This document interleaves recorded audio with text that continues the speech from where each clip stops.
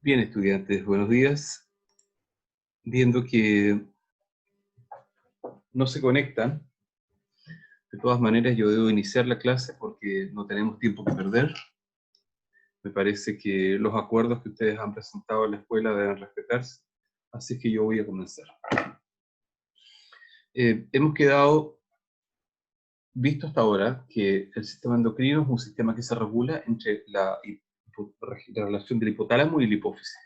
Y hemos visto también que este sistema endocrino está regulado a su vez por una serie de mecanismos asociados dentro del mismo sistema nervioso central. Entonces voy a continuar con la primera estructura asociada al sistema endocrino, o glándula, digamos, que tiene importancia en este sentido, que es la glándula tiroides. Entonces fíjense ustedes que la glándula tiroides es una estructura que se ubica alrededor del cuello, ustedes pueden ver en la figura, ¿verdad? Y entonces esta glándula tiroides tiene una forma de H, porque en realidad sus dos lóbulos fundamentales tienen una pequeña depresión en el centro, ¿verdad? Y otra cosa interesante es que en las porciones superiores e inferiores se encuentra otra glándula denominada glándula paratiroides. Aquí se aprecia, ¿verdad? Paratiroides superior, paratiroides inferior. Cada una de estas estructuras que contiene la glándula tiroides es en realidad lo que denominamos un folículo tiroide. ¿Y qué es un folículo tiroide? En el fondo, es un conjunto de células, ¿verdad?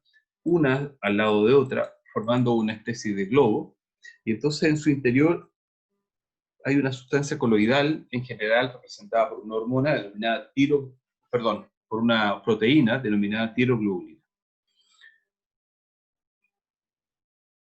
En la siguiente podemos ver un tiroidocito. El tiroidocito en realidad es una célula, ¿verdad? Que tiene un elemento bien especial. Este elemento es que contiene un transportador de una molécula que se llama pendrin, y entonces a nivel del sistema sanguíneo ingresa yodo con carga negativa, o sea, es decir, con un electrón, o sea, en el fondo yodo así, de esa forma. Entonces este electrodo con carga negativa, este yodo con carga negativa, cruza la célula, su citoplasma, y llega al interior de esta cavidad, porque en el fondo esto es más de las células eh, de esta estructura globular, digamos, ¿verdad? De la glándula tiroides. Entonces, al interior lo que ocurre es que este yodo negativo pierde su electrón, ¿verdad? Y se transforma en un yodo positivo mediante una enzima llamada peroxidasa, o sea, sufre una oxidación. Ustedes saben que en química el concepto de oxidación significa perder un electrón. Y entonces, sobre esta base de la oxidación, este yodo queda en condiciones de sufrir un proceso de organificación. Voy a ir a la estructura.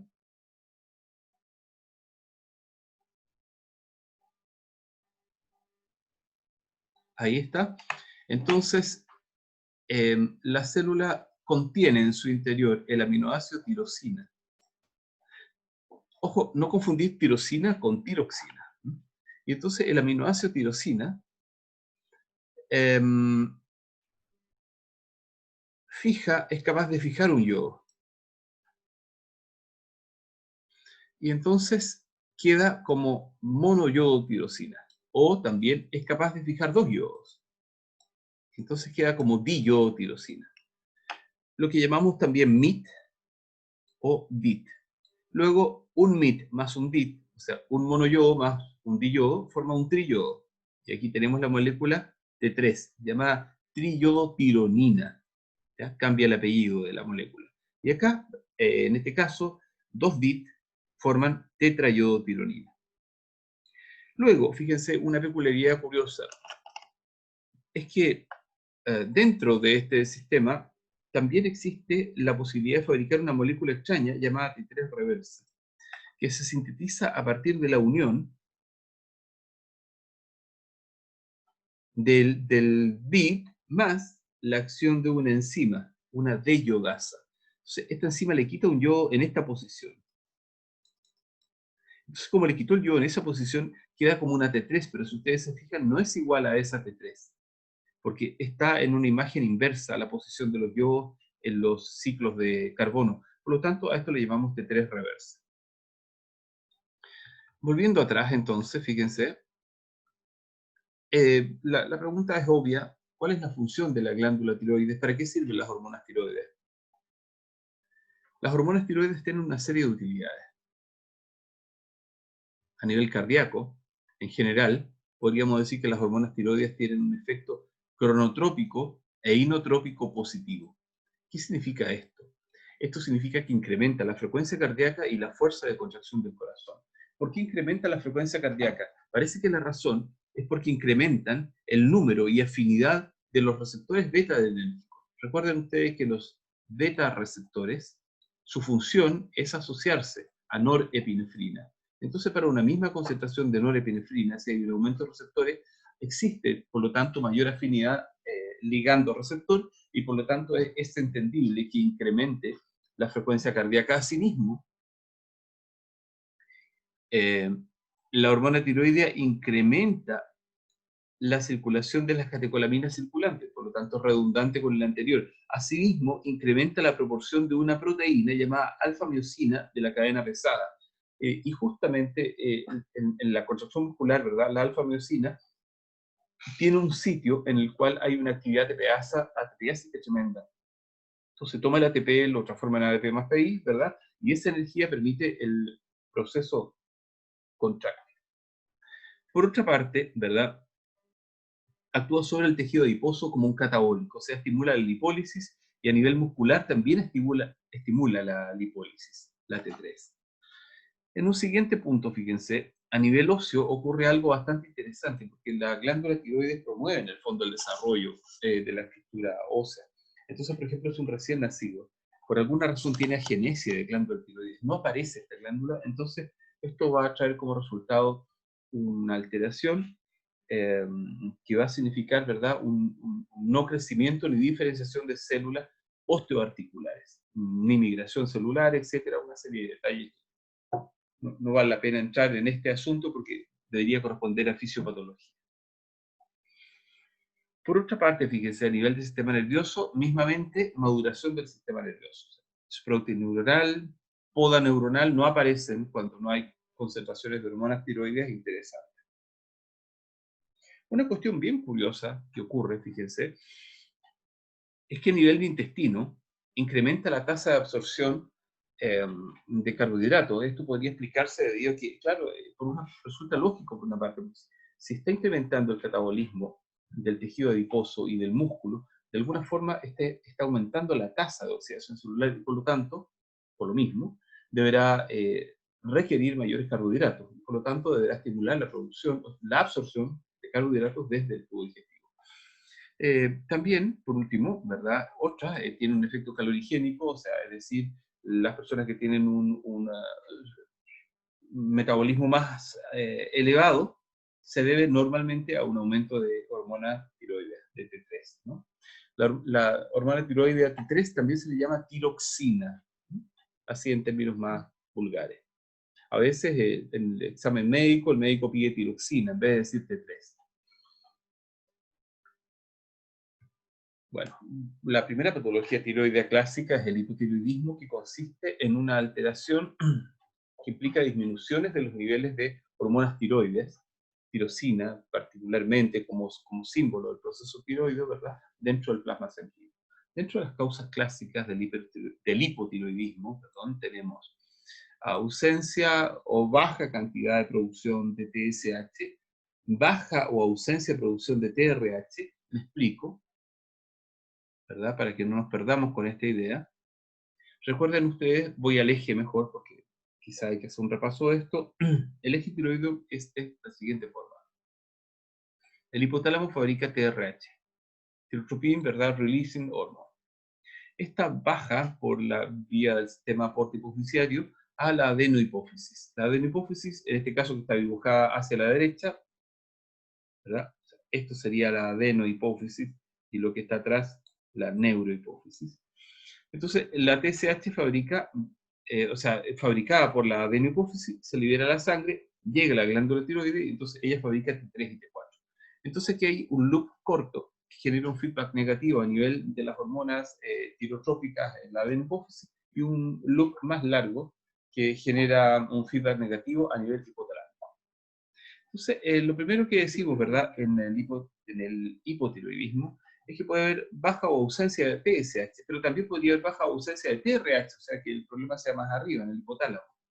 Y otra cosa interesante es que también el problema pudiera ser que en realidad la adenohipófisis no es capaz de liberar TSH, o que el hipotálamo no es capaz de liberar la TRH. O sea, una cosa sería baja o ausencia de la producción de la molécula, y otra sería la capacidad de liberación de la misma, que puede estar también alterada. Otro elemento que normalmente actúa modificando el eje tiroideo, ¿verdad?, es la incapacidad para que los folículos tiroideos sean estimulados por TSH. O sea que a los folículos tiroideos les llegue TSH, pero que esta TSH no signifique que ellos puedan producir T3. Hay una tiroiditis muy curiosa e interesante llamada tiroiditis de Hashimoto, en la cual el sistema inmunitario, ¿verdad?, por una enfermedad autoinmune, ataca a las células tiroides y destruye la glándula, o sea, desarrollando un tejido más bien que tiene otro aspecto en términos histológicos. Desaparece un poco esta estructura eh, de los tiroidocitos ordenados así en forma folicular. Y entonces en ese caso tampoco hay secreción de hormona tiroides. Bueno, cuando hay hipotiroidismo, la sintomatología es más o menos cansancio, los tipos no pueden subir una escalera, sienten que la escalera es muy larga, muy pesada. Por otra parte, es necesario también explicar que un sujeto que tiene hipotiroidismo en general tiende a tener cuadros de obesidad o alteración en la modulación de carbohidratos. También la forma de actuar, la personalidad del hipotiroidismo se parece en cierta manera a un sujeto en un cuadro depresivo. Es interesante tener en cuenta eso, porque eventualmente el hipotiroidismo puede confundirse en psiquiatría con depresión.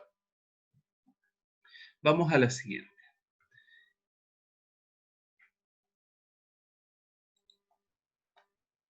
En la siguiente vemos el hipertiroidismo. Entonces, el hipertiroidismo, fíjense, es una patología a partir de la cual ocurren fenómenos muy curiosos e inversos al hipotiroidismo. El sujeto se presenta nervioso, se presenta malhumorado, y diríamos que este sujeto en general tiene la sensación de calor, de tener un aumento del metabolismo normal. Lo que está ocurriendo con este sujeto probablemente es que hay un incremento de las hormonas tiroides, particularmente de tiroxina, de T3. Entonces, nerviosismo, mal humor, manos temblorosas, sudoración, enrojecimiento, prurito, actividad intestinal, pérdida de peso. Entonces, también es interesante desde el punto de vista de la conducta del sujeto, porque esto, si no fuera por algunos índices específicos como la sudoración y el enrojecimiento, uno podría pensar que la persona está sufriendo una crisis de pánico o un trastorno angustioso. ¿Ya? Aquí también se presenta este fenómeno muy curioso, ¿verdad?, que se asocia al hipertiroidismo, y es una alteración de la estructura ocular que empuja, ¿verdad?, que produce una protrusión del globo ocular. Dentro de las clasificaciones generales de hipertiroidismo, nosotros deberíamos tener dos elementos. Un hipertiroidismo por exceso de hormona tiroidea, llamado hipertiroidismo primario, y uno por exceso de hormona tiroidea, pero de otro origen, llamado hipertiroidismo secundario. Y luego, en el caso B, un hipertiroidismo por exceso de hormona tiroidea, pero por otras causas. distinta de las dos mencionadas anteriores. Entonces vamos al primer caso. En el primer caso vamos a tocar uno de los más curiosos, siendo bastante amplio, pero esto es fisiopatología, ¿ya? Así que yo estoy haciendo clase de fisiología, por lo tanto creo que no debiera entrar en detalles más que solamente un elemento ilustrativo. Entonces el primer caso que voy a mencionar es el estroma ovari, que es un caso muy curioso. Este era un caso clínico que aparece en la revista donde les cito, de una mujer que presenta un hipertiroidismo. Y este hipertiroidismo que presenta esta persona es muy curioso porque cuando se le hace la prueba de absorción de yodo tiroideo, su glándula no arroja absorción de yodo prácticamente. Su TSH está cercana a cero, entonces se piensa, oye, el eje tiroideo está totalmente frenado a nivel de glándula tiroidea. Entonces, ¿qué está pasando con esta persona si muestra niveles altos de hormonas tiroideas? Entonces, después de varios exámenes médicos, se descubre, mediante una ecografía abdominal, ¿verdad?, que esta mujer tenía el tejido tiroideo dentro del ovario. Entonces, claro, estos son casos únicos, muy escasos, pero son curiosos, porque de alguna manera, ¿verdad?, permiten mostrar que esta glándula tiroides está asociada a su enfermedad, al hipertiroidismo. Pero por otra parte, otra cosa interesante, es decir, que esta glándula tiroides, de alguna manera, ¿verdad?, esta glándula tiroides que ha crecido por fuera, es curioso esto, modula la producción de hormonas tiroides. Entonces, es un caso muy extraño. La resolución del problema fue hacer histerectomía y oophorectomía, ¿verdad?, y se resolvió el asunto. Se extrajo aparentemente la glándula tiroides y se agregó después de por vida la ingesta de tiroxina farmacológica. Voy a la siguiente. La siguiente es un caso muy curioso también, donde la glándula tiroides produce un exceso de hormona tiroidea, pero por una razón distinta de la activación del eje. Y la razón es la siguiente. Aquí tenemos un tiroidocito normal. Y aquí tenemos un tiroidocito, ¿verdad?,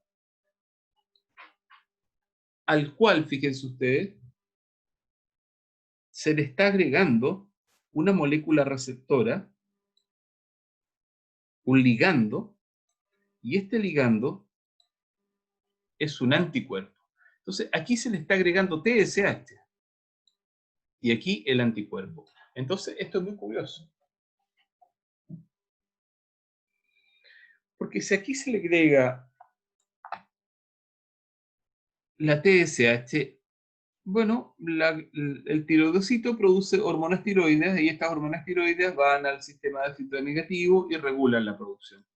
Pero que si aquí le agregamos el anticuerpo se puede ligar a más de un receptor en forma simultánea. Y si hay muchos anticuerpos, todos estos receptores van a estar ocupados. De modo que aquí la hormona tiroide producida va a ser producida por una causa distinta de la regulación del eje hipotálamo, hipofisiario y tiroideo.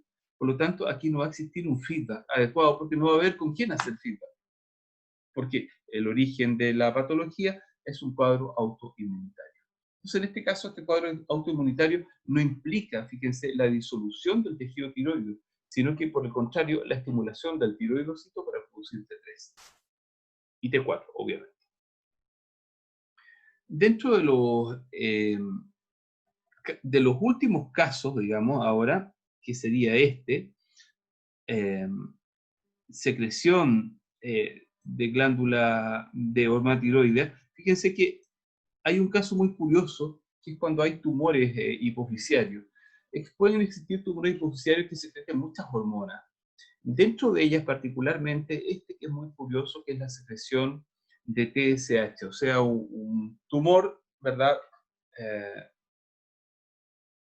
secretagogo, que crece dentro de la adenohipófisis y empieza a producir TSH en gran cantidad, lo que estimula el eje tiroideo sin control de feedback negativo y por lo tanto produciendo una alza tremenda de la concentración de T3 y T4. Luego, finalmente, ¿verdad?, está la glándula hipófisis, que pueda tener una resistencia a la hormona tiroidea. ¿Qué significa esto de tener una resistencia? Podría significar que la hormona tiroidea, la glándula tiroides no es capaz de hacer el feedback. Entonces, la glándula tiroides fabrica T3 y T4, esa llega hasta la adenohipófisis, pero la adenohipófisis se hace insensible a la regulación de esta percepción hormonal y por lo tanto no genera nunca el corte TSH y se altera el feedback.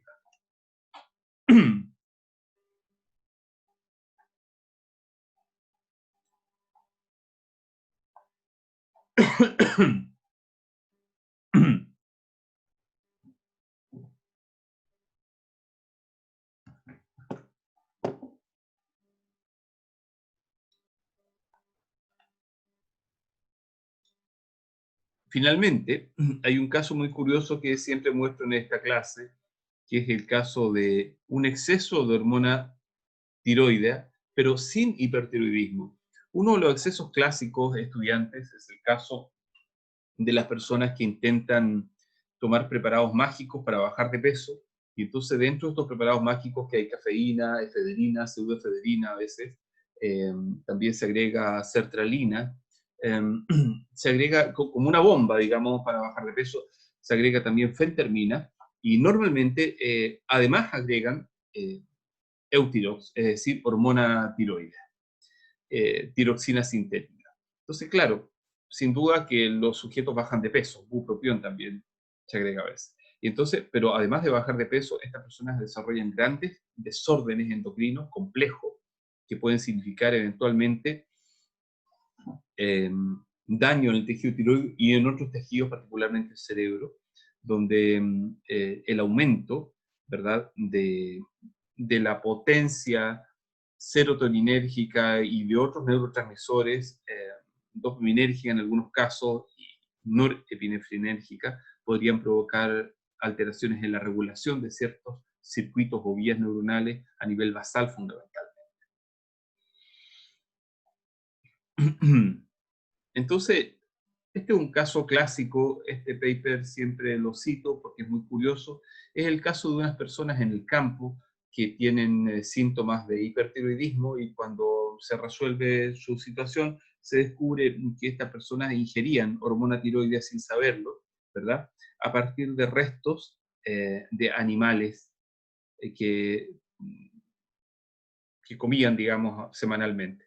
Entonces, seguramente ellos consumían glándulas tiroides de animales sin darse cuenta, sin saber que la glándula tiroides mantenía las hormonas tiroides y que estas hormonas tiroides no se cancelan producto del calor, ¿no?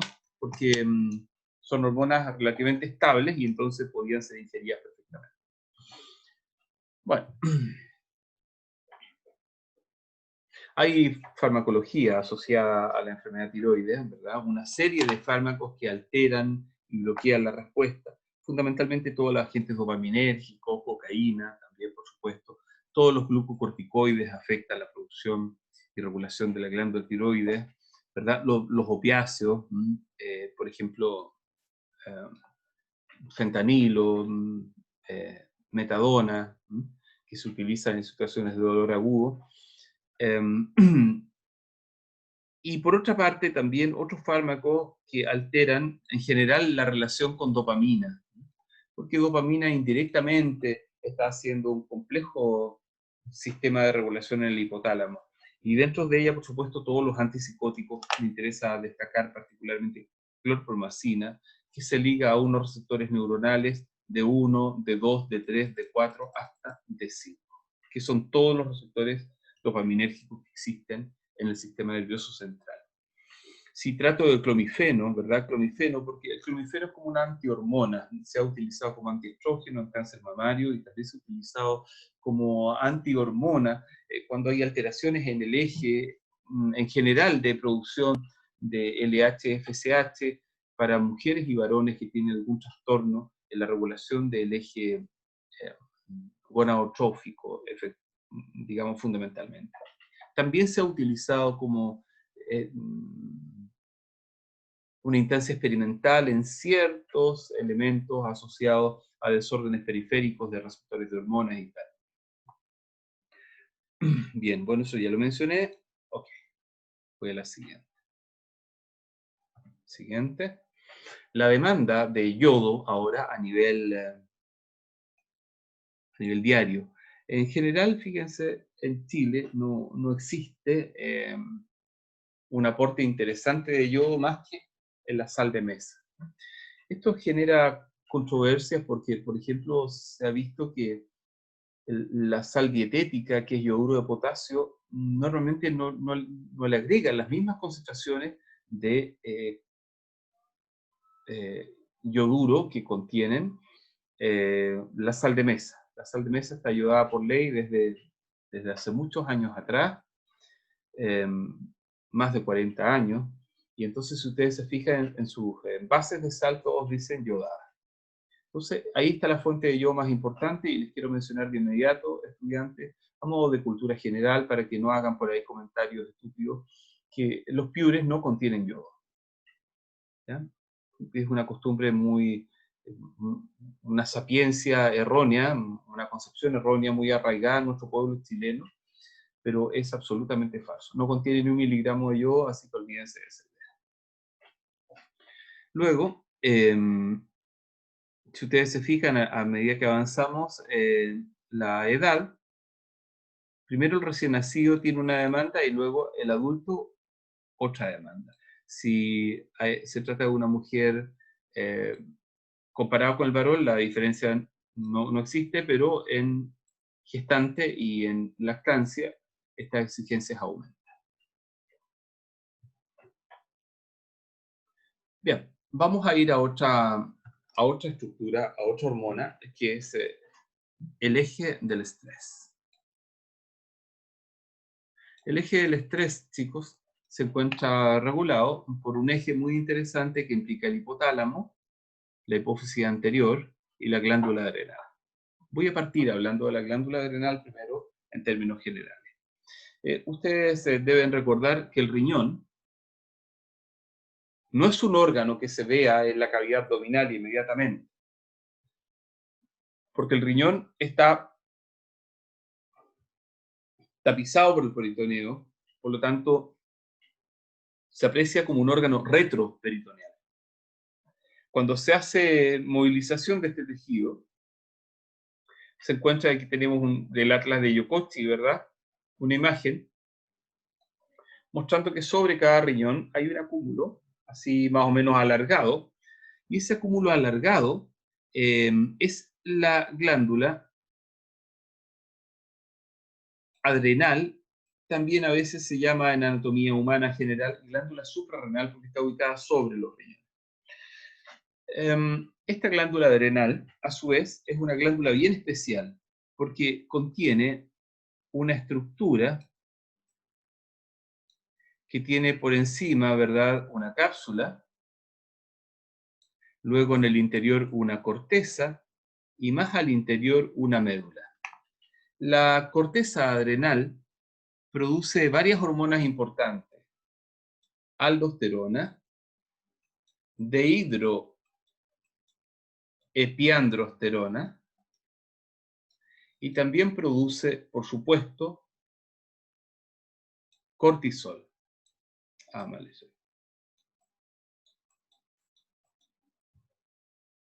Pero fíjense que además de producir cortisol, produce 2 o 3 hormonas similares al cortisol, con pequeñas variaciones moleculares, pero el 90 y tantos % de las hormonas del estrés son el cortisol en la especie humana. En otras especies pueden ser otras moléculas, muy similares al cortisol. Por ejemplo, en la rata, la mayor hormona producida en la respuesta al estrés es la corticosterona. Entonces, el eje del estrés funciona de la siguiente manera. Cuando el sujeto recibe un estresor a nivel neurocognitivo, el hipotálamo genera un factor de liberación llamado CRH. esta CRH actúa sobre la adenohipófisis para que esta adenohipófisis fabrique ACTH, hormona adrenocorticotropa. Y esta ACTH viaja por la sangre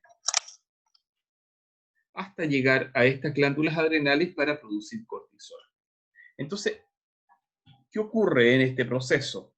¿O cómo ocurre la autorregulación de este proceso? Es muy sencillo, en primera instancia. El núcleo supraquiasmático, que es parte de los núcleos hipotalámicos,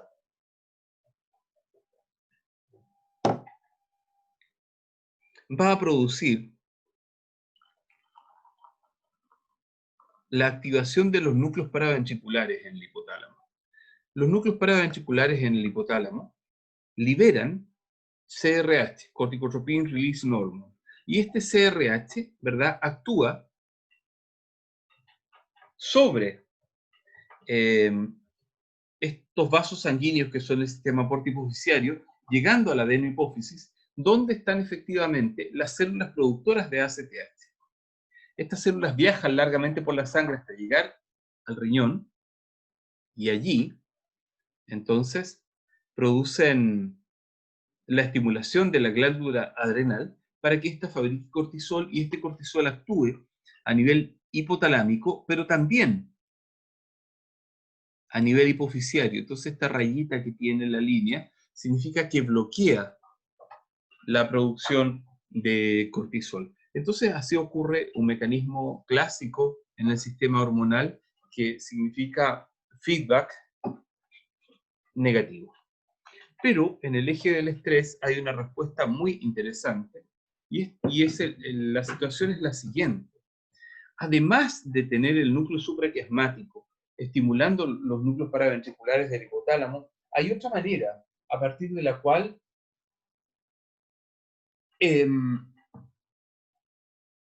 este sistema se activa.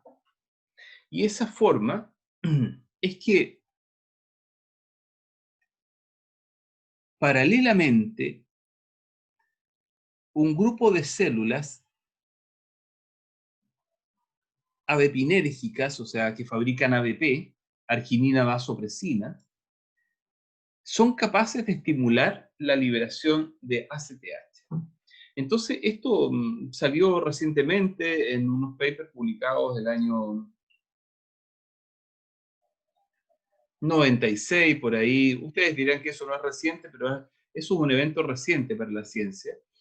Y entonces, de hecho, en algunos textos de fisiología aún no aparece esa información. Tienen un retraso de 15 a 20 años los textos que ustedes leen en español.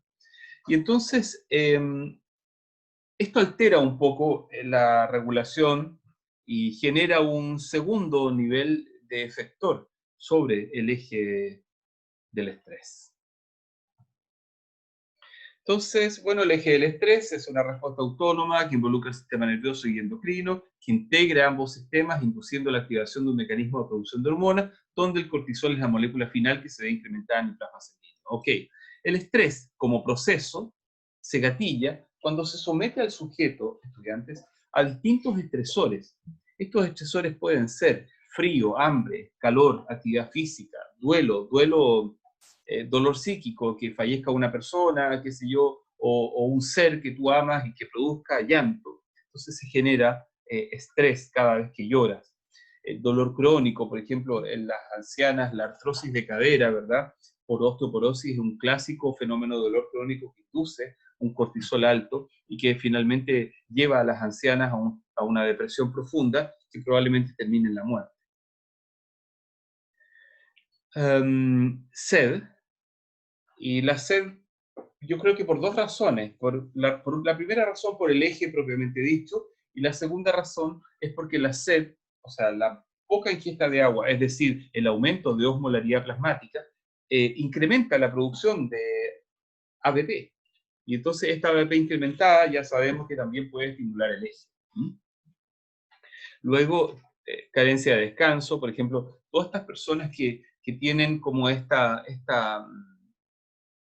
actitud idiota de ir todos los días a los gimnasios y hacer actividad física intensa, esta persona en realidad, más que mejorar su estado físico, están sometiéndolo a un estrés crónico. Situación que puede provocar graves trastornos a nivel cognitivo, por ejemplo, algunos trastornos a nivel de la propia masa muscular y la masa grasa. Entonces no se puede realmente estar entrenando todos los días. Carencia de descanso, por supuesto, e insomnio. Bueno, eso es clásico, ¿no? Bien. Pero fíjense ustedes, una de las cosas que hace a veces la gente, por otra parte, es sacar una conclusión muy errónea a propósito de esto. He oído que las personas dicen el estrés es malo.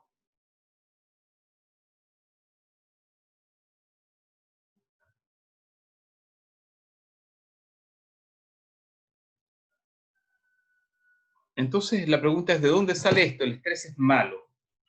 Sí, yo les hago la pregunta a ustedes, ¿ustedes creen que los mamíferos hubiésemos podido evolucionar sin la respuesta al estrés? Parece indudable que la respuesta es no, digamos. O sea, si por alguna razón nosotros nos estresamos, es porque de alguna manera podemos pensar que el estrés tiene algún efecto positivo en nuestra biología, sin duda. Entonces debemos diferenciar entre el concepto de estrés agudo y el concepto de estrés crónico. El estrés agudo es el estrés rápido de 3 a 5 días que implica un aumento del cortisol y la respuesta subyacente. En cambio, el estrés crónico es un estrés sostenido en el tiempo y por lo tanto deleterio para el sistema. Entonces, este estrés es un estrés negativo y este estrés es un estrés positivo. Por eso es interesante, fíjense ustedes, considerar estos factores. Particularmente cuando se trabaja con animales de laboratorio en modelos de estrés, esto queda muy evidenciado. Las ratas en estrés agudo mejoran su respuesta a la resolución de problemas en los laberintos. En cambio, las ratas con estrés crónico en general sufren un fenómeno interesante, curioso, denominado impotencia aprendida, pero posteriormente, ese fue el primer concepto por Seligman en el año 57, pero posteriormente, últimamente, se denomina desesperanza aprendida, que significa que los animales de experimentación sufren un proceso muy similar a la depresión. De modo que ese elemento de desesperanza aprendida se ha convertido en un paradigma de estudio para estudiar fármacos antidepresivos. Bueno, el cortisol, ya hemos hablado un poco de ella, es una molécula, ¿verdad?, derivada del colesterol. Tiene un nombre muy raro la molécula, es un ciclopentano perhidrofenantreno. Y entonces esta molécula, ¿verdad?, se produce a nivel de corteza adrenal bajo acción de la hormona adrenocorticotropa. Otra cosa interesante es que el cortisol está dentro de una familia llamada glucocorticoides, porque cuando se inyecta cortisol, por ejemplo, en un animal y se miden los niveles de glucosa plasmática en el mismo, se ve que aumenta la glicemia. ¿Ya? Y esto tiene sentido porque un animal estresado necesita tener mayor disponibilidad de glucosa dentro de su sangre para poder responder a las acciones que le está demandando esa situación estresora, me imagino. Nosotros también podemos desarrollar modificaciones en nuestro eje corticotropo mediante la ingesta de glucocorticoides farmacológicos artificiales, betametasona, prednisona, metilprednisona, corticosterona y dihidrocortisona. Estas moléculas normalmente se utilizan en las personas cuando hay que disminuir una respuesta inmunitaria. Por ejemplo, si una persona llega intoxicada por picaduras de zancudo, entonces hay que inyectar alguna de estas moléculas para que esa respuesta alérgica no produzca un bloqueo, por ejemplo, de la vía aérea. Y en otros casos, por ejemplo, cuando se requiere tener a una persona inmunosuprimida, entonces necesitamos continuamente darle dosis de un glucocorticoide. Porque una de las cosas más interesantes del cortisol desde la perspectiva fisiológica es que es considerado un antiinflamatorio e inmunosupresor. Y cuando digo antiinflamatorio, yo me imagino que la mayoría de las personas les viene a la cabeza ketoprofeno, ibuprofeno, qué sé yo, eh, acetilsalicílico, o sea, moléculas que bloquean la producción de prostaglandina. Bueno, cortisol también bloquea la producción de prostaglandinas, pero por una vía distinta de estos antiinflamatorios que les he mencionado. Por eso a estos antiinflamatorios se les denomina AINES, antiinflamatorios no esteroidales, porque el cortisol tiene una acción esteroidal que también puede provocar una disminución de la inflamación. Pero como es por vía distinta, este no puede ser administrado, por ejemplo, cuando hay un resfrío, porque por un simple resfrío, si tú administras dosis interesantes de cortisol, puedes provocar una hecatombe desde la perspectiva de la salud del sujeto.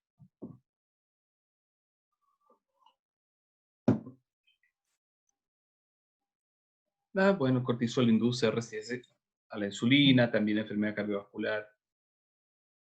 Esto ya lo hemos comentado, que es la misma respuesta de feedback del eje. Y esto podría ser interesante quizás. Se trata del ciclo. ¿Cómo cicla el cortisol en nuestro organismo? Bueno, nadir, en la curva significa el punto más bajo, mesor, la etapa media, ¿verdad? Y acrofase, la etapa alta, o el pic, que hoy día está tan famoso como palabra, ¿no? La acrofase. Entonces ustedes tienen ahí, por ejemplo, 3 curvas de cortisol y se fijan que hay una forma más o menos equivalente en las 3 curvas. Bueno, la curva media es la que está destacada en negro, y si ustedes se fijan, el cortisol es muy bajo en las últimas horas de la noche y primeras de la madrugada, pero una vez que comienzas a dormir, el cortisol rápidamente aumenta y sigue en aumento hasta llegar más o menos a las 8 de la madrugada, donde normalmente el cortisol nos hace salir de la cama, ¿no?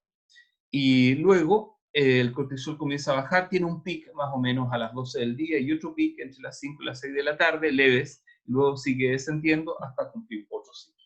Entonces el cortisol cicla en los sujetos normales. Sin embargo, es interesante decir que los sujetos que tienen depresión crónica, el cortisol está por lo menos 200 microgramos por decilitro más alto que los sujetos controles. El cortisol tiene una serie de otros efectos secundarios, ¿verdad? A nivel de, bueno, esto lo hemos mencionado, a nivel de tejido conectivo, ¿verdad? Se pierde colágeno, se pierde tejido conectivo. A nivel de homeostasis del calcio, el cortisol sostenido genera una alteración del metabolismo del calcio, altera la absorción de fosfato, qué sé yo, aumenta el gasto cardíaco, aumenta el tono vascular. Esto es muy interesante. Lo podría volver a discutir más adelante en otra diapositiva, pero no quiero dejarlo pasar en esta para hacer la redundancia en forma voluntaria.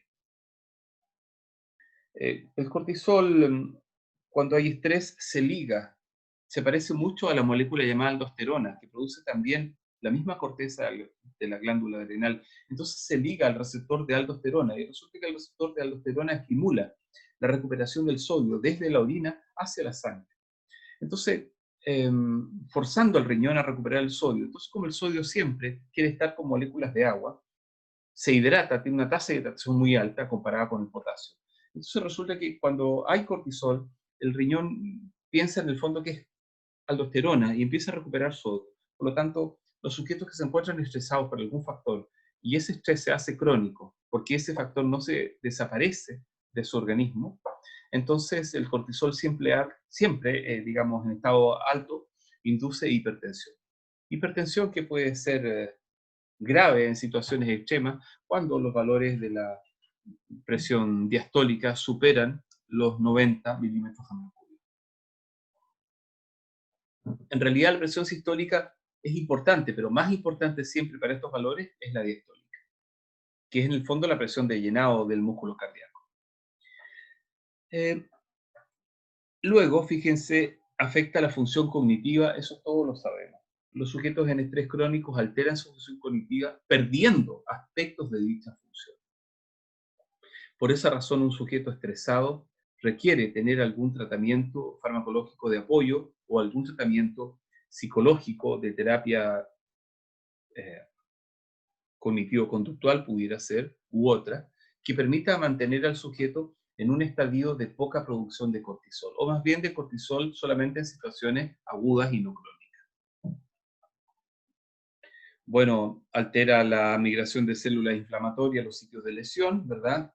Disminuye esta cascada proinflamatoria, por esa razón a los pacientes con COVID ahora tan de moda, se les metía dexametasona a algún grupo de pacientes, no todos son respondedores iguales, y lo que hacía dexametasona era evitar la cascada proinflamatoria de interleuquinas. Las interleuquinas son producidas por las células de la línea blanca, ¿verdad? Y permiten en el fondo ir a avisar al sistema inmunitario a que las células acudan a este sistema, ¿verdad? Y generen destrucción de aquella sustancia o bacterio o lo que fuere que está produciendo el proceso patológico.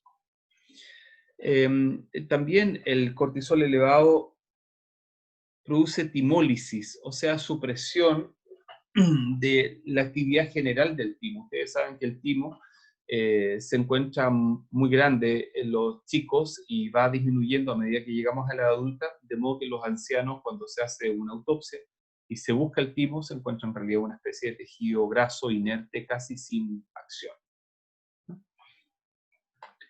Bueno, prostanoides y quininas, ¿verdad? Porque están dentro del mismo nivel de producción de citoquinas e interleuquinas. Ahora,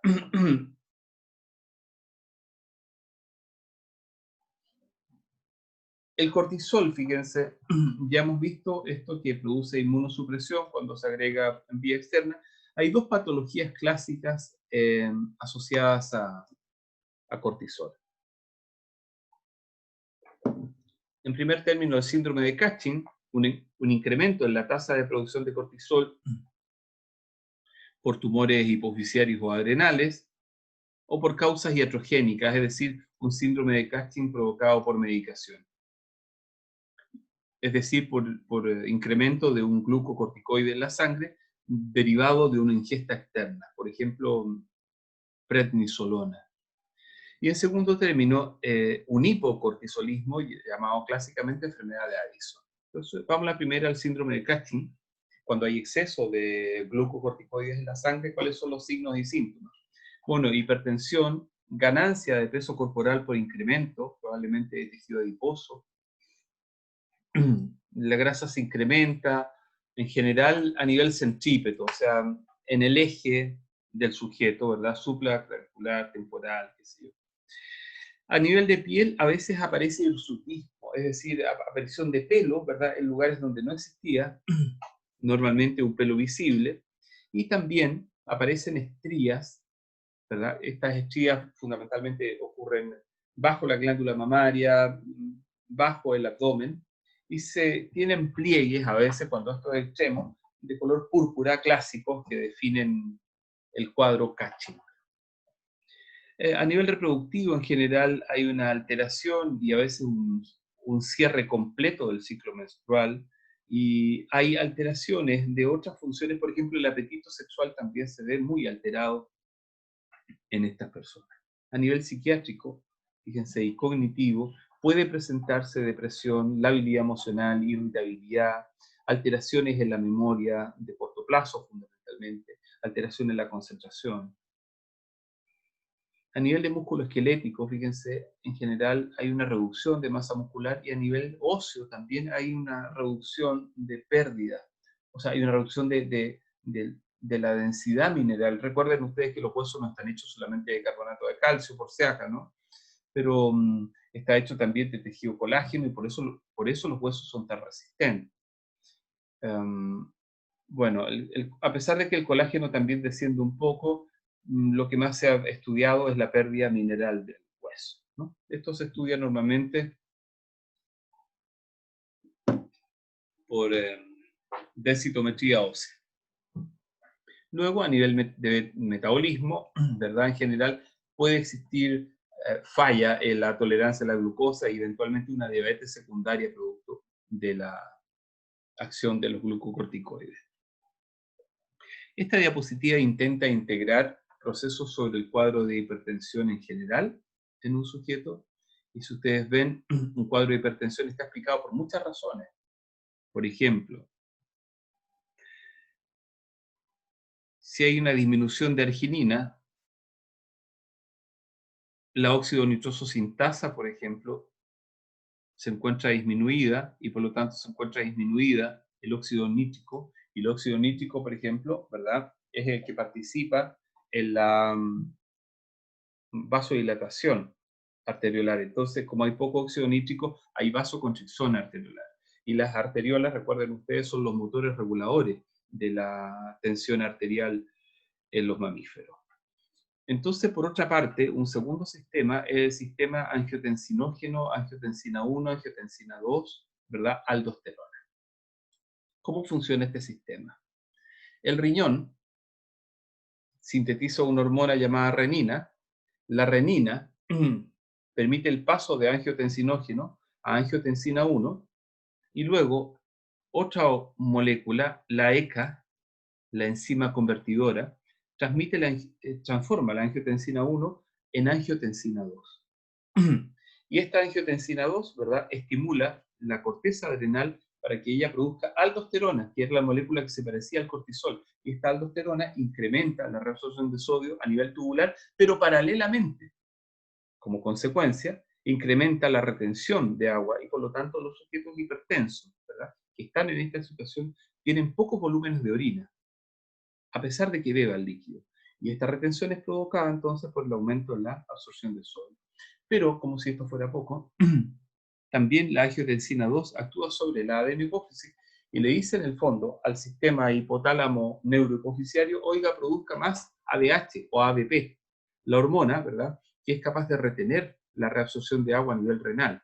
Con mayor razón, el sujeto va a tener un volumen de orina inferior y retención de agua y, por lo tanto, con vasoconstricción periférica, un incremento en su hipertensión. Entonces, como ustedes ven, la situación es bastante compleja y, por lo tanto,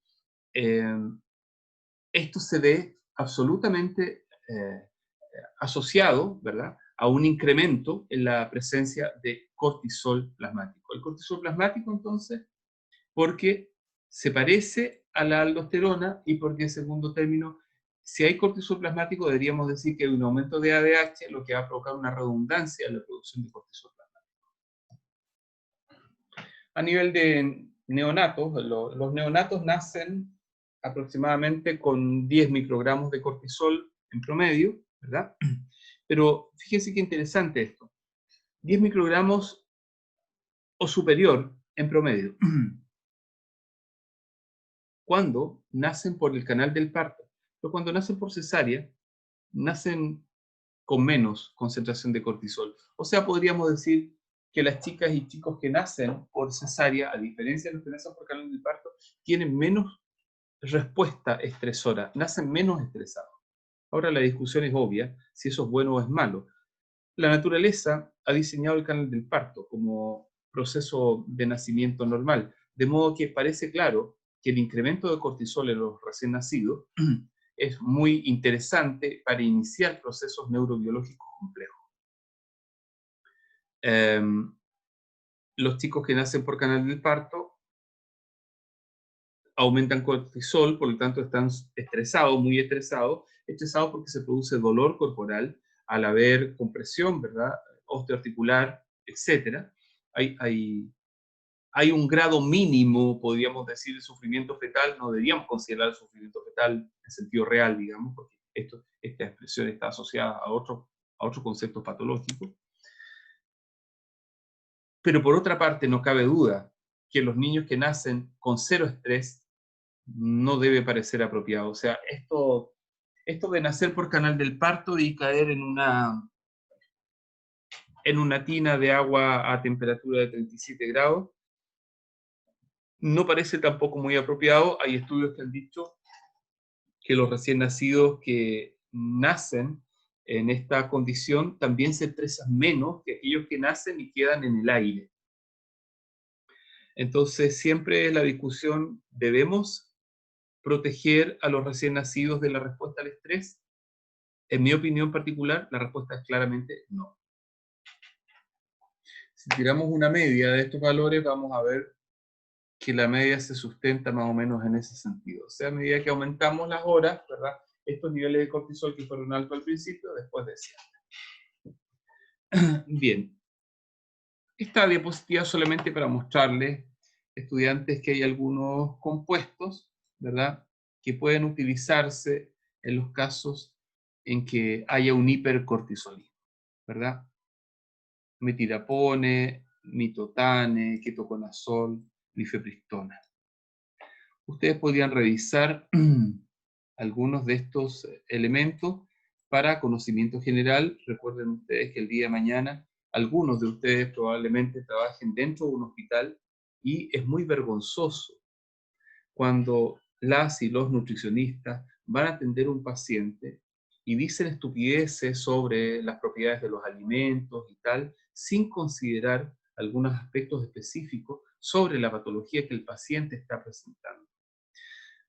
Ustedes saben que hay una nutricionista que define qué va a comer un paciente, pero la pregunta siempre es, ¿esta nutricionista tiene los conocimientos eh, químico-moleculares, de biología celular, para saber exactamente qué está provocando un alimento u otro, no solamente desde el punto de vista, chicos, así básico y estúpido, de los aminoácidos que tiene, de los cofactores vitamínicos, sino que efectivamente, si el propio metabolismo de estos vegetales pudiera alterar de alguna manera ciertos ciclos neuroendocrinos o de otra naturaleza en ese sujeto en particular que está recibiendo tal o cual terapia para la enfermedad por la cual lo mantienen hospitalizado. Aquí tenemos, ¿verdad?, eh, una paciente femenino con síndrome de Cushing, y observen ustedes entonces bajo las glándulas mamarias las estrías con este color púrpura, este abdomen en delantal que se aprecia claramente, ¿verdad?, supraumbilical y también clásicamente, ¿no?, el proceso de extracción, miren, ahí en las piernas también. Hay un trastorno, ¿verdad?, entre el metabolismo graso, lo hemos dicho, y también en la producción de colágeno. Ustedes saben que hay 12 familias fundamentales de colágeno, bueno, en fin, los que participan en el proceso de la piel, particularmente de las células que constituyen la piel. Me imagino que ustedes en biología, en histología han discutido esto, ¿no?, cuando ven tejido epitelial. Bueno, ahora otra causa, otra razón patológica asociada al cortisol es el hipocortisolismo. Entonces, este hipocortisolismo, fíjense ustedes, se refiere a una enfermedad en la cual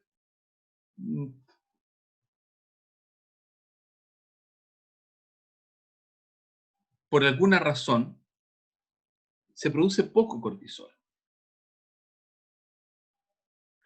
Entonces,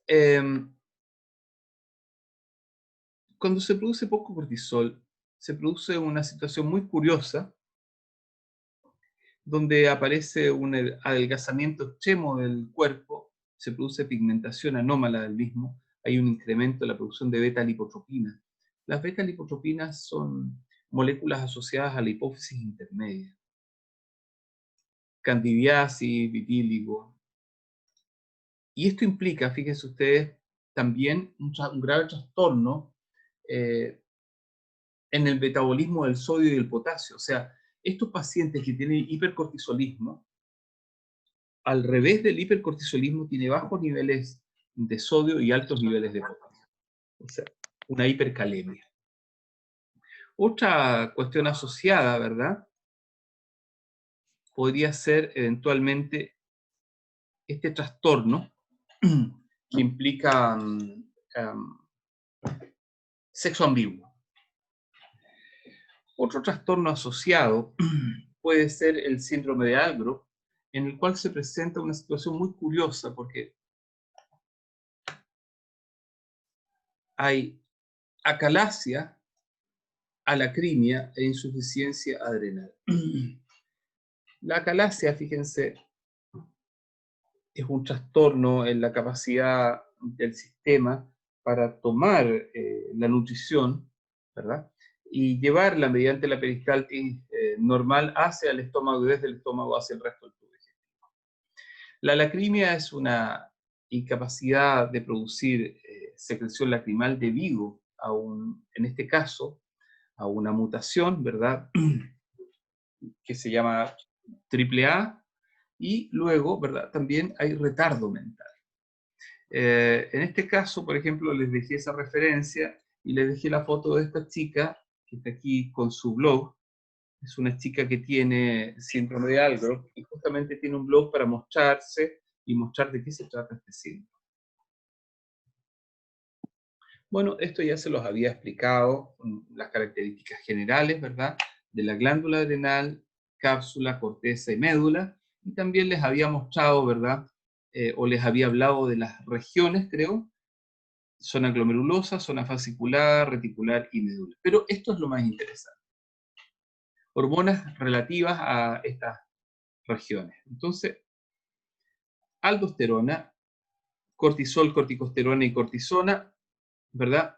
Y dehidroepiandrosterona. Todo esto todavía en la zona cortical.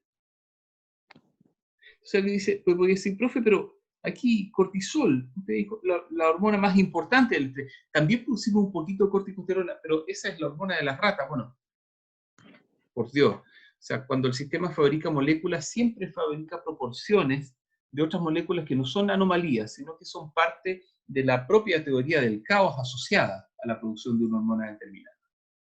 Luego, ¿verdad?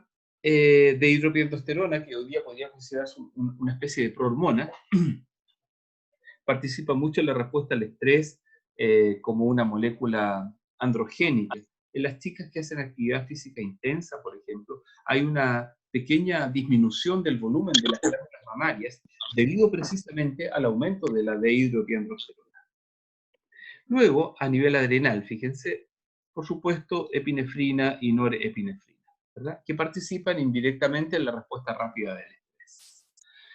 Bien, a nivel de hormona de crecimiento, fíjense ustedes, encontramos varias cosas interesantes. Primero, el eje de la hormona de crecimiento es un eje que se inicia arriba en el hipotálamo, ¿verdad?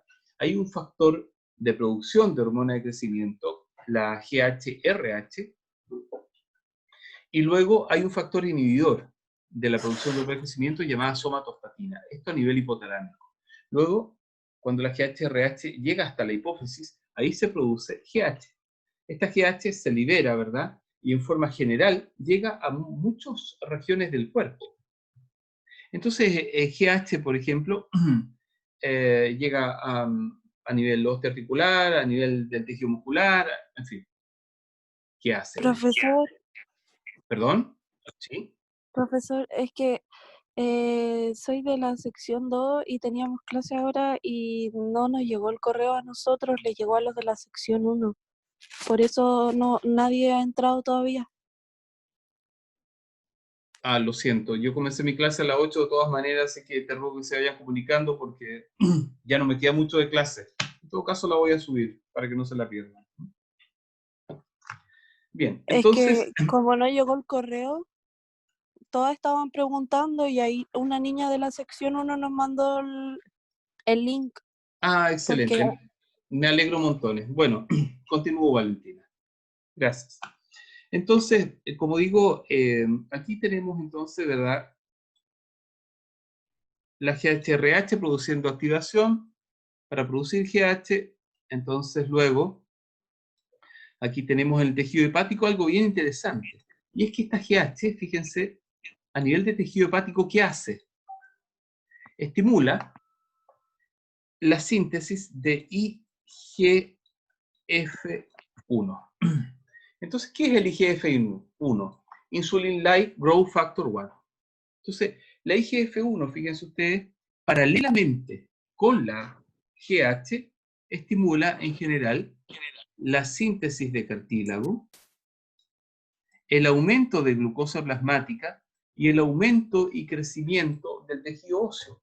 Pero tengo que decirles que hoy día, en la actualidad, la GH se utiliza malamente también de otra forma.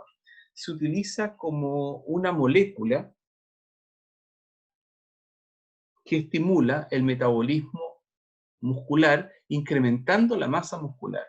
Entonces, muchas de las personas que van al gimnasio y esas cosas raras, toman hormona de crecimiento sintética para mejorar la respuesta de masa muscular. Indudablemente esto genera trastornos endocrinos secundarios bastante complejos. Voy a la siguiente. El primer caso clásico que tenemos, ¿verdad?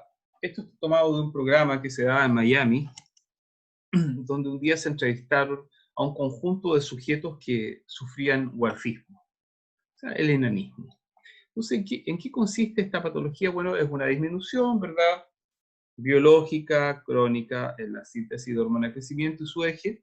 Y entonces aquí vemos sujetos normales, desde la perspectiva proporcional, pero son sujetos que tienen edades maduras, adultas. Entonces, tienen aspecto de niños, pero son personas adultas. Entonces, estas personas han sufrido una disminución en la producción de hormona de crecimiento. Hay otros casos en la producción de hormona de crecimiento, dentro de las cuales, fíjense ustedes,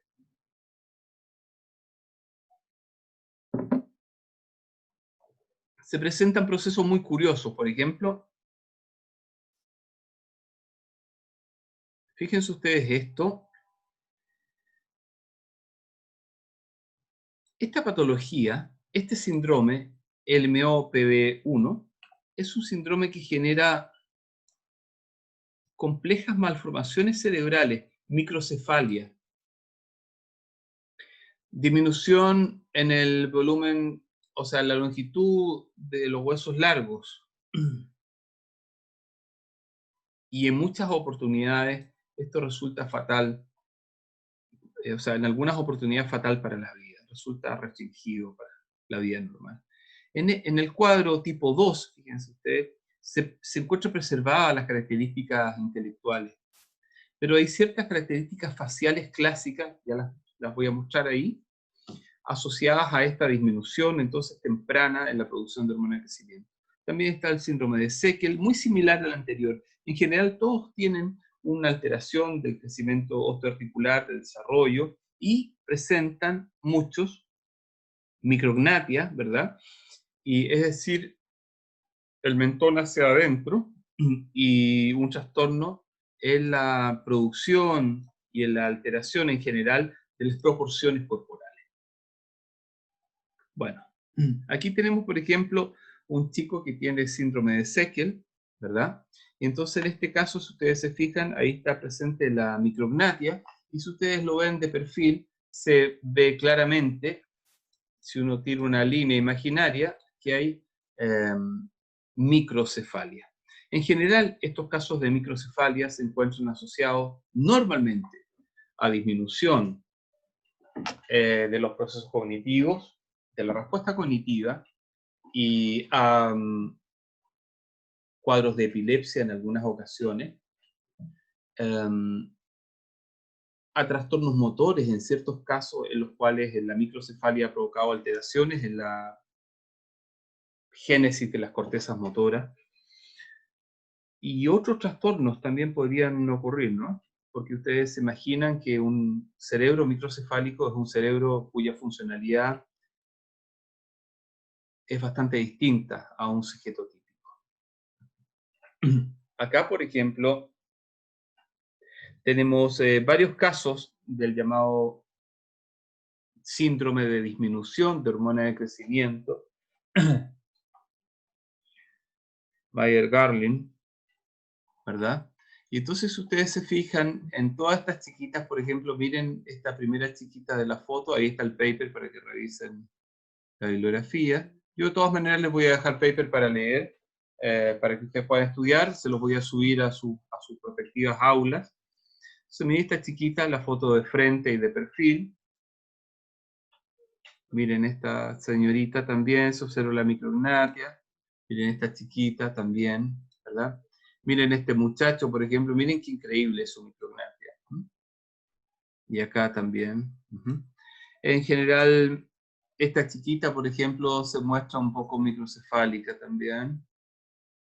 Esta no se muestra muy microcefálica. Bueno, ustedes entenderán que hay bastantes variaciones individuales dentro de la expresión genética para cada sujeto, ¿verdad? Puede haber genes protectores.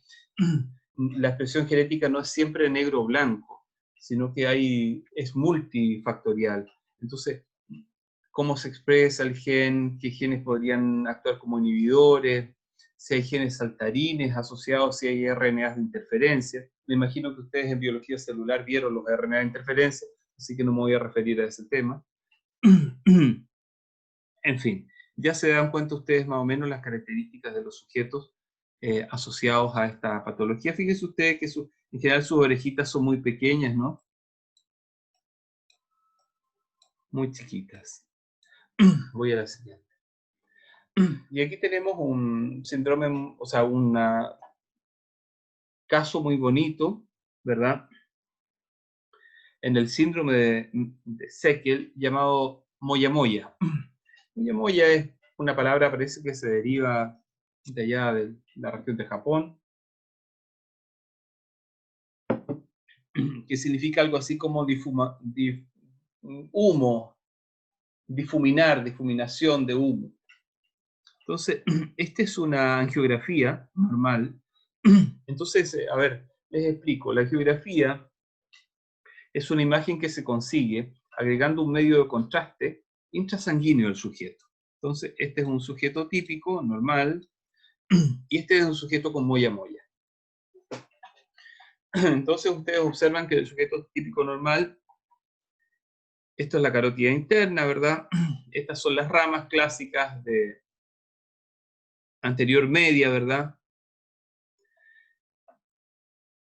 Y se observa que en realidad hay una resolución, esto se contrasta con rayos X, hay una resolución relativamente típica. Entonces aquí está cerebro, ¿verdad?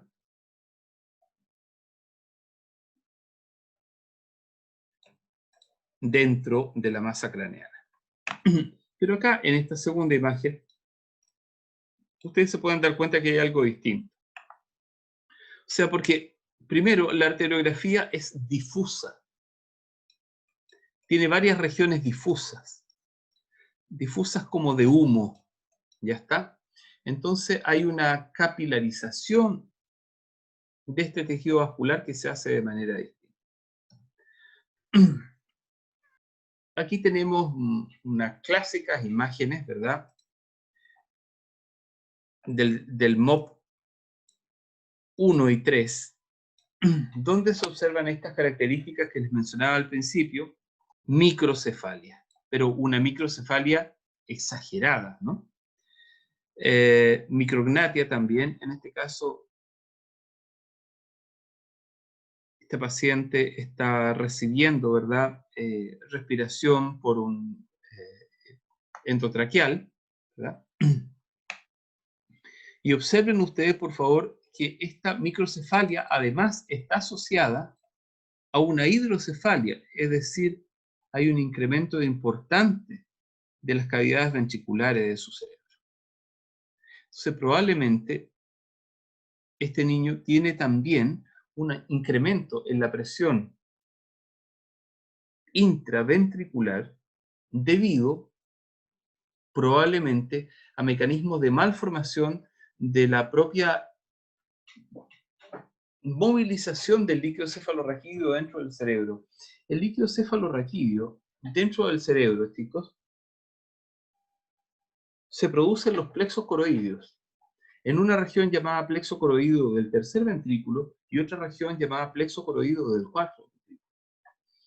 Y desde ahí fluye a través del espacio subaracnoideo y llega a una región ubicada en el seno venoso, que está aquí en el arco superior, que es una gran vena, así que viaja entre medio de los dos hemisferios cerebrales, podría caber un lápiz Bic entre medio de esas venas. Y entonces este vaso venoso contiene unas proyecciones meningias llamadas vellosidades aracnoideas. Entonces, a través de esta vellosidad aracnoidea, el líquido cefalorraquídeo regresa al sistema sanguíneo venoso. Y desde ahí desciende y se mete, ¿verdad?, al atrio derecho del corazón. Entonces, es interesante entender que en estos cuadros, por ejemplo, de microcefalia, probablemente la propia alteración del desarrollo neurobiológico, estructural, va a provocar una modificación a nivel de la excreción del líquido cefalorraquídeo dentro del sistema. Bueno, estos son los cuadros clásicos, ¿verdad?, de gigantismo. Aquí en gigantismo observamos, ¿verdad?, algo bien interesante, que hay un gigante y aquí hay un enano, ¿no? O sea, un sujeto que sufre dwarfismo, fundamentalmente para un poco potenciar la imagen, ¿no? Entonces, los dos son sujetos adultos, los dos están fumando en la fotografía, y si ustedes se fijan, hay algo interesante de esta persona que es gigante. Si ustedes se fijan, sus proporciones corporales en general se mantienen relativamente normales. Sus proporciones corporales. La hipersecreción de este gigante, ¿verdad? Probablemente ha sido desde las primeras etapas de la vida. Sin embargo, les quiero mostrar este segundo caso. Aquí, por ejemplo, fíjense ustedes, este caso está en el Ganon. Se muestra el caso de una chica aquí a la edad de 9 años, esta fotografía de frente, ¿verdad? A la edad de 16 años, y ya a la edad de 16 años se aprecia una leve alteración de sus facies. Hay una leve desproporción de su nariz respecto del resto de la cara, como asimismo del mentón, así como anterior. En los chicos que tenían una deficiencia en la producción de hormona de crecimiento había una micrognatia, es decir, la perita hacia adentro. En este caso, la perita está un poquito hacia afuera, hay una prognatia. A la edad de 33 años, esa prognatia es clara. Hay un incremento importante, ¿verdad?, del tamaño de la nariz que desproporciona la cara, y eso modifica de inmediato las fascias. ¿Ya está? Aquí esta foto seguramente fue tomada por un clínico, porque aquí se le pide a la mujer que coloque sus manos sobre el pecho, y ¿qué se aprecia claramente? Aquí se aprecia claramente, ¿verdad?, una proyección enorme, ¿verdad?, de sus manos, un aumento tremendo, una prognatia tremenda, y también mantiene esta nariz gigante, y esto no se aprecia, pero hay orejas más grandes que las orejas normales. Entonces, ¿qué ocurrió aquí? ¿Qué ocurrió en este caso? En este caso, lo que ocurrió fue que hubo un incremento, ¿verdad?, de el crecimiento óseo, pero en un momento de la vida en que ya el sistema óseo empezaba a consolidar. ¿Y por qué empieza a consolidar? Porque el sistema óseo está cruzado después con las hormonas de la pubertad.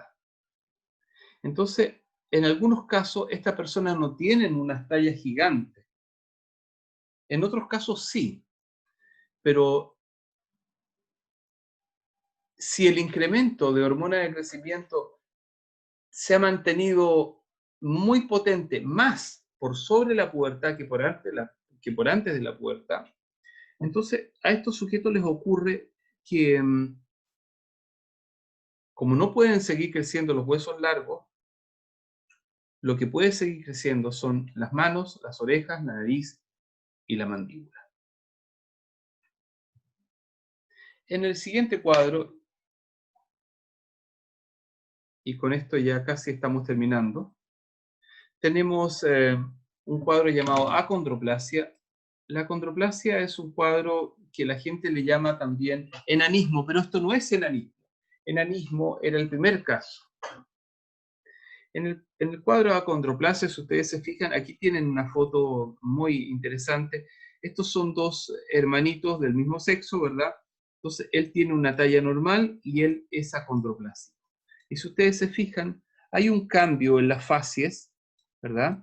Pero además de un cambio en las facies, hay un cambio fundamentalmente en el tamaño del crecimiento de los miembros, miembro superior y miembro inferior.